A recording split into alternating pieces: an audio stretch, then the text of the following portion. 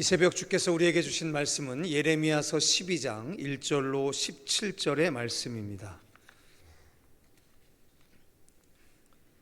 예레미야서 12장 1절로 17절의 말씀을 저와 함께 한 절씩 교독해서 봉독해 올리시고 마지막 17절은 합독하시겠습니다.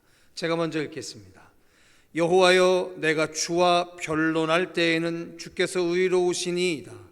그러나 내가 주께 질문하옵나니 악한 자의 길이 형통하며 반역한 자가 다 평안함은 무슨 까닭이니이까? 주께서 그들을 시우심으로 그들이 뿌리가 막히고 장성하여 열매를 맺었거늘 그들의 입은 주께 가까워 그들의 마음은 멀리다. 여호와여, 주께서 나를 아시고 나를 보시며 내 마음이 주를 향하여 어떠함을 감찰하시오니 양을 잡으려고 끌어냄과 같이 그들을 끌어내시되 죽일 날을 위하여 그들을 구별하옵소서. 언제까지 이 땅이 슬퍼하며 온 지방의 채소가 나를 잃까?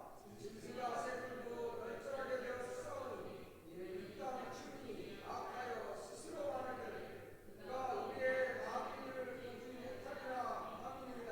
만일 내가 보행자와 함께 달려도 피곤하면 어찌 능히 말과 경주하겠느냐? 내가 평안한 땅에서는 무사하려니와 요단강 물이 넘칠 때에는 어찌하겠느냐?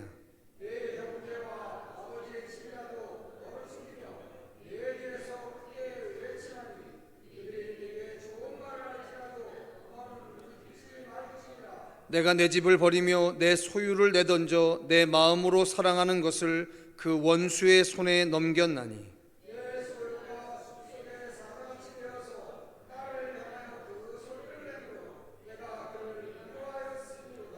내 소유가 내게 대하여는 무늬 있는 매가 아니냐? 매들이 그것을 애워싸지 아니하느냐? 너희는 가서 들짐승들을 모아다가 그것을 삼키게 하라. 나는 목자가 내 조건을 헐며 내 몫을 짓밟아서 내가 기뻐하는 땅을 황무지로 만들었도다. 그들이 이를 황폐하게 하였으므로 그 황무지가 나를 향하여 슬퍼하는도다.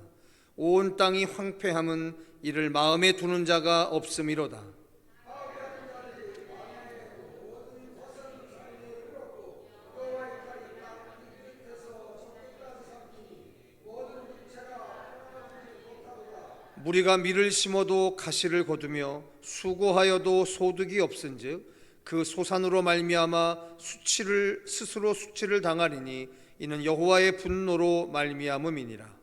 내가 백성 이스라엘에게 기업을 소유에 손을 대는 나의 모든 악한 이웃에 대하여 여호와께서 이와 같이 말씀하시니라. 보라, 내가 그들을 이 땅에서 뽑아버리겠고 유다 집을 이기는 가운데서 뽑아내리라. 내가 그들을 뽑아낸 후에 내가 돌이켜 그들을 불쌍히 여겨서 각 사람을 그들의 기업으로 각 사람을 그 땅으로 다시 인도하리니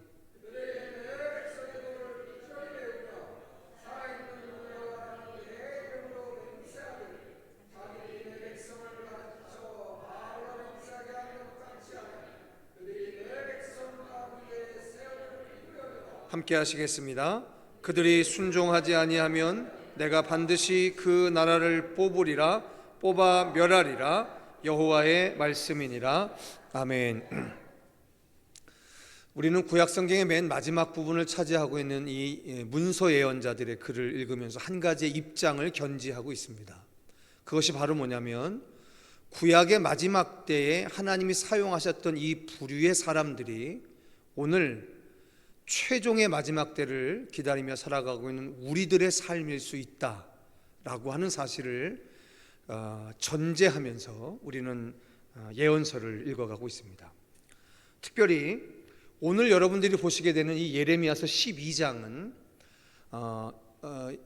계속해서 나오는 예레미야서 12장 그리고 15장, 17장, 18장 그리고 20장 이 예레미야 예언자는 특별히 이 5장에 걸쳐서 하나님 앞에 부름받아 사용되어지는 자신에 대해 하나님 앞에 원망하는 것 같은 질문을 하는 장면이 있습니다. 그런데 이 질문이 오늘 우리들의 질문이기 때문에 이 질문에 담겨 있는 하나님의 응대는 오늘 우리들이 깊이 생각해야 할 것들입니다. 혹시 시편 1편의 내용을 기억하고 계시는지 모르겠습니다. 그 시편 1편에서 의인의 형통함에 대해 이렇게 이야기하죠. 그는 시냇가에 심은 나무가 철을 따라 열매를 맺으며 그 잎사귀가 마르지 아니함 같으니 그가 하는 모든 일이 다 형통하리로다 라고 노래합니다. 그리고 그 뒤이어서 악인들은 이렇게 된다라고 이야기해요. 악인들은 그렇지 아니하며 오직 바람에 나는 겨와 같도다 이렇게 노래를 합니다. 즉 의인의 형통함 그리고 악인의 망함이라는 주제로 기록된 시편 1편은 지금까지도 많은 그리스도인들에게 애송될 만큼 이 구조는 우리들을 참으로 신나게 합니다. 그래서 예수 그리스도를 믿고 의인된 우리들의 삶이 형통할 것이다 라고 하는 믿음으로 또한 소망으로 우리를 살아가게 하고, 우리와 같이 살아가는 악인들의 형통함은 이제 곧 바람에 나는 겨처럼 흩어져 사라질 것이다 라고 하는 아주 고소한 기쁨을 품은 채 우리는 사실은 살아가죠. 그런데 실상 우리의 인생의 형편은 우리에게 아주 깊은 생각을 요구하고 있습니다. 오늘 예레미야가 이렇게 하나님 앞에 이야기합니다. 내가 주께 질문하겠습니다. 악한 자의 길이 형통하고 반역한 자가 다 평안함은 도대체 어찌 된 일입니까? 라고 하나님께 질문합니다. 자, 여러분 잘 들으셔야 합니다. 예레미야 선지자가 활동했던 시간이 정확하게 특정이 되어 있습니다. 즉 요시야 13년, 그러니까 기원전 627년, 이게 아주 정확한 역사적인 시간입니다. 그러니까 여러분 이게 얼마나 대단한 일이냐면요, 혹시 여러분 우리나라 한국사 배우실 때 기원전 600년, 700년 전에 있었던 일을 배우신 적이 있으십니까? 그때는 대충 청동기 시대 때인데요, 여러분 우리나라 청동기 시대 때 문자가 남아있다라고 하는 기록을 혹시 배우신 적이 있으신가요? 여러분 이거 참 어마어마한 기록입니다. 여러분들이 생각하는 것보다 어마어마한 가치를 갖고 있는 기록들이거든요. 우리 대한민국 역사에서는 한 번도 생각해보지 않은 시간대의 역사가 글로 기록되어 있는 거니까요, 이건 정말 대단한 기록입니다. 자, 그런데 아주 정확하게 특정이 되어 있어요. 요시야 13년부터 시드기야 11년, 딱 40년의 기간이잖아요. 그러니까 기원전 627년부터 기원전 587년까지 40년 동안 예레미야가 활동했던 그때입니다. 근데 여러분, 요시야는 꽤 오랜 시간 동안 재위를 했지만 요시야 바로 뒤에 나와 있던 여호아하스는 3개월 왕위에 있다가 쫓겨납니다. 누구한테요? 애굽의 느고라고 하는 바로한테 3개월 동안 있었습니다. 그리고 그 유다의 정부는 친애굽 정권이 들어서게 되는 거죠. 그럼 여러분 그때 누가 득세했겠습니까? 애굽 왕조에 충성하는 자들이 득세하지 않았었겠습니까? 심지어 그 뒤에 나오는 여호와긴 시드기야 때 바벨론의 597년의 침공, 587년의 침공, 그 침공의 친바벨론적인 정권들이 들어섰겠지 않겠습니까? 그러면 그때 하나님을 경외하는 자들이 세상을 볼 때 어떤 느낌이 들었겠습니까? 악인들은 형통하고 자기들처럼 하나님을 경외하는 인생들은 쭈그러들 대로 쭈그러든 인생을 살아가는 것처럼 보이지 않았겠냐는 거예요. 지금 오늘 우리가 살아가는 이 시대의 형편과 결코 다르지 않고요, 훨씬 더 비극적인 삶이었어요. 근데 더 비극적인 건 뭐냐면 악인의 형통함처럼 보이는 그들의 형통함에 그들이 여호와를 경외한다라고 이야기하는 거예요. 그들이 하나님을 예배한다라고 이야기하는 거예요. 이 참담한 세월의 한복판에서 예레미야가 오직 하나님의 말씀 하나만 가지고 예언 활동을 하고 있는 겁니다.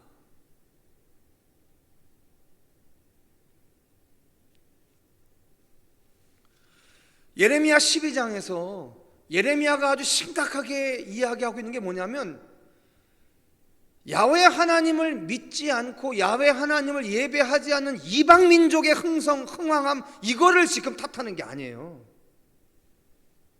지금 자기 민족 안에 하나님을 경외하고 있다라고 하는 그 자들이 실제로는 그 마음에 하나님을 경외함이 전혀 없는데 그저 성전에서 하나님을 예배하고 있다라고 하는 그 외양의 겉모습만을 가지고 그들은 형통하고 우리들은 왜 이럽니까? 라고 하나님한테 질문하고 있는 거예요.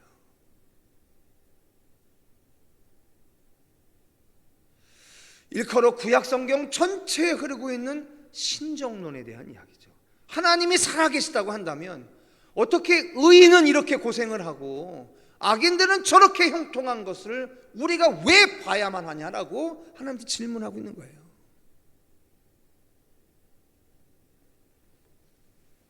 자, 이것에 대한 하나님의 아주 명백한 대답이 있습니다. 우리 다 같이 5절 말씀을 함께 읽겠습니다. 5절의 말씀입니다. 자, 5절과 6절인데요. 같이 읽으시겠습니다. 시작. 만일 내가 보행자와 함께 달려도 피곤하면 어찌 능히 말과 경주하겠느냐? 내가 평안한 땅에서는 무사하려니와 요단강 물이 넘칠 때에는 어찌하겠느냐? 내 형제와 아버지의 집이라도 너를 속이며 내 뒤에서 크게 외치나니 그들이 내게 좋은 말을 할지라도 너는 믿지 말지니라라고 이야기합니다. 자, 하나님이 아주 명백하게 얘기해. 뭐라고 얘기하냐면, 네가 보행자, 즉 걸어가는 사람들과 함께 달려도 이렇게 피곤하다라고 징징대면 네가 곧 말과 경주를 해야 되는데 그땐 도대체 너 어떻게 할 거냐라고 하나님이 꾸짖고 있는 거예요. 지금 예레미야는 잠옷 되게 심각한 심정으로 하나님 앞에 질문하고 있는 거거든요. 어떻게 악인들은 형통하고 의인들은 이렇게 고생을 하고 살아갑니까? 라고 질문했더니 하나님이 고작 하는 얘기가 뭐냐면, 야, 너 겨우 보행자와 함께 달리는데도 이렇게 피곤하다고 난리를 치면 나중에 네가 말과 경주해야 될 때 너 도대체 어떻게 하려고 이러느냐라고 꾸짖고 있는 거예요.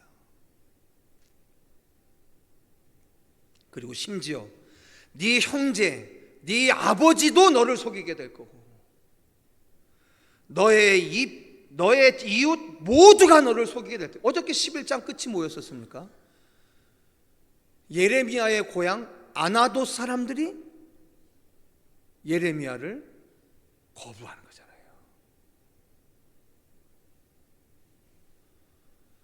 하나님의 일을 감당하고 있는데 아무도 자기를 제대로 봐주고 있는 사람이 없는 겁니다. 성도 여러분, 다시 말씀드립니다. 우리는 지금 구약성경의 맨 마지막에 있는 문서 예언자들의 글을 오늘 우리들이 살아갈 이 시대의 우리의 형편이라고 생각하며 보고 있습니다. 그렇지 않으면 구약성경의 마지막에 있는 이 글들을 우리가 읽을 이유가 없다니까요. 우리는 지금 바벨론이 쳐들어오지 않았는데요. 우리는 지금 아수르에서 멸망을 당하지 않았는데요. 우리는 로마에 의해서 식민지 상태에 있지 않은데요. 우리가 도대체 이 글을 뭐하러 읽냐고요. 그리고 도대체 이 글을 왜 우리한테 지금까지 남겨놓고 읽으라고 하시냐고요. 그건 분명하지 않겠습니까? 우리가 살아갈 오늘이 이와 같을 것이다라고 이야기해 주고 계시는 거예요. 그 이유가 아니라고 한다면 이 성경은 우리 인생에서 진작 폐기됐어야만 하는 거예요. 그러니 이것도 모른 채 우리가 신앙이라고 하는 이름을 가지고, 믿음이라는 이름을 가지고, 믿으면 잘 된다, 우리가 원하는 것을 하나님이 다 들어주신다, 들어주셔야 살아있는 하나님이다, 이따위 신앙에 매달려 있다고 한다면 그거는 종교지요. 성서가 우리에게 가르쳐주고 있는 것과는 아무 상관없는 우리의 원한 바대로 하나님이 존재하기를 원하는 종교지요. 그걸 종교라고 하는 겁니다.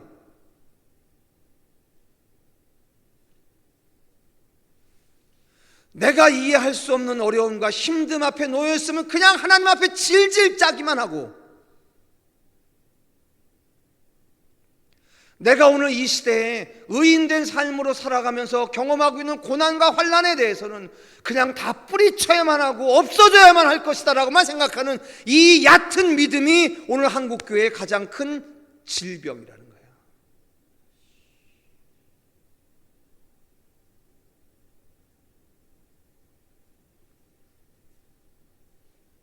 많은 사람들이 이런 생각할 수 있습니다. 자, 중생 성결 신유 재림이라고 하는 우리 기독교 대한성결교회 4대 전대 표제가 있어요. 근데 이게 잘못된 얘기인데, 원래 중생 성결 신유 재림을 원래 풀 가스펠이라고 하는, 영어로 번역하면 이게 순전한 복음이라는 거예요. 순전한 복음, 온전한 복음. 그래서 여러분, 여의도 순복음교회의 영어식 표기가 뭐냐면 풀 가스펠이잖아요. 걔네들은 중생 성결 신유 재림에다가 뭘 더 붙였냐면 축복을 붙인 거잖아요. 그래서 조영계 목사님이 살아계실 때 우리 중앙성결교회에 와갖고서 선교대회 인도하면서 그때 자기 입으로 한 얘기가 있어요. 우리 순복음교회 신학은 성결교회 신학에다가 축복 하나 덧붙여서 오중복음 한 거라고. 당신이 한 얘기예요. 내가 직접 들었고.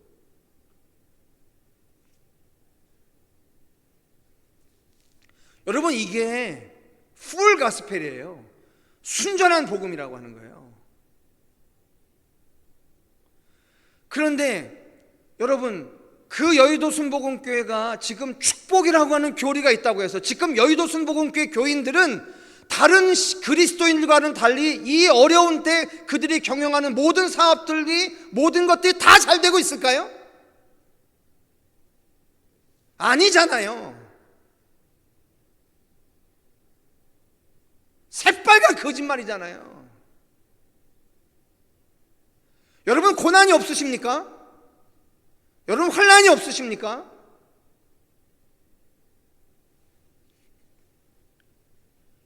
이 눈 가리고 항하는 거짓말을 언제까지 할 거냐고요. 우리는 고난이 없고 환난이 없는 인생을 추구하고 있는 사람들이 아니잖아요. 그 고난과 환난이라고 하는 현실 앞에 담겨져 있는 하나님의 섭리를 깊이 신뢰하고 가는 인생인 거지, 어떻게 우리의 인생 안에 고난과 환난이 없을 수 있습니까? 뭘 한다고? 어떻게 한다고?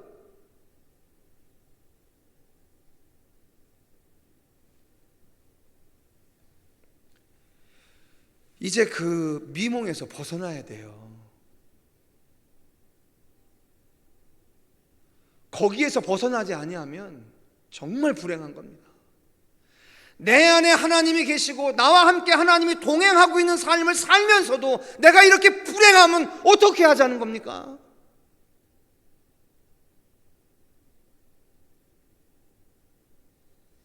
나보다 더 좋은 형편에 살아가고 있는 저 불신자의 삶, 나보다 더 행복하게 살아가고 있는 그 모양만 무늬만 그리스도인 같은 그 사람들의 삶과 나를 끊임없이 비교해가며 끊임없이 불행감에 빠져 있으면 도대체 어떻게 할 거냐는 거예요. 마귀가 그걸 노리고 있는 건데, 마귀가 감당하지 못하는 게 뭐냐면, 그러함에도 불구하고 나를 오늘 하나님의 소명의 인생 앞에서 살아가게 하는 그 결단, 그 의지, 그 삶인데 우리를 자꾸만 그 부분에서 무너뜨리잖아요.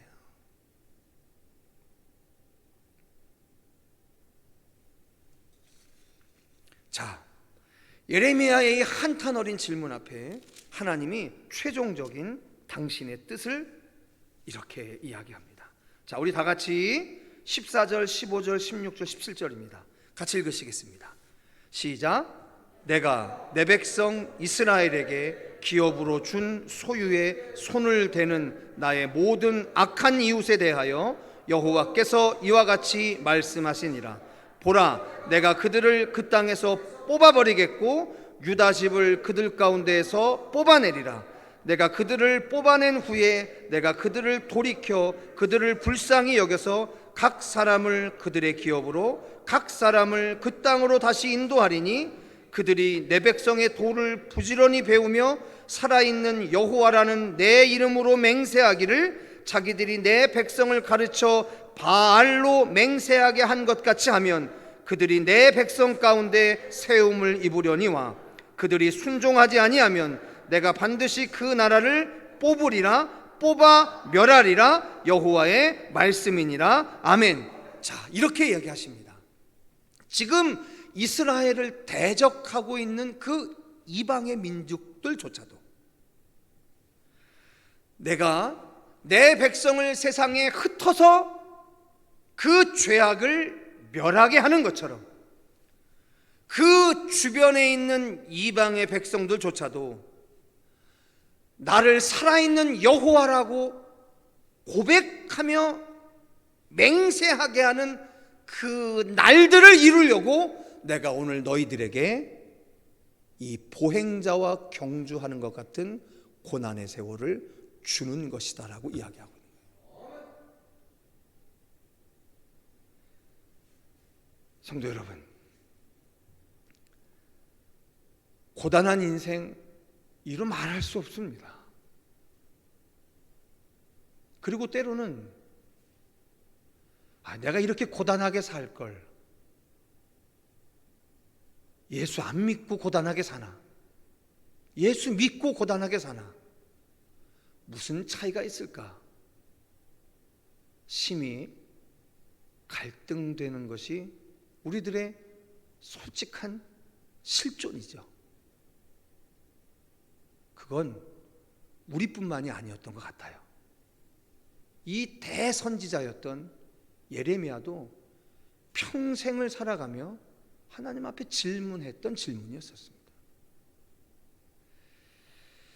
그런데 아주 분명하게 하나님께서 이야기해 주십니다. 네가 말과 경주해야 할 때가 있는데 보행자와 경주하는 이 시간을 극복하지 못한다면 어떻게 하려고 하냐? 도대체 그 말과 경주하는 세월이 어떨지는 모르겠지만 우리가 언제 알고서 이 길을 갔습니까? 택함 받아 부름 받아 이 길을 걷게 된 우리의 인생인데 그분의 뜻이 그러하다고 한다면 여러분, 말과 경주하는 그 세월이 어떨지 모르지만 그 세월 준비하면서 보행자와 경주하는 것 같은 이 세월을 감당하셔야 되지 않겠습니까? 그 분명한 하나님의 대답이 오늘 우리들의 인생 앞에 놓여 있는 보행자와 경주하는 이 세월에 대한 대답이 되실 수 있기를 주님의 이름으로 축원합니다.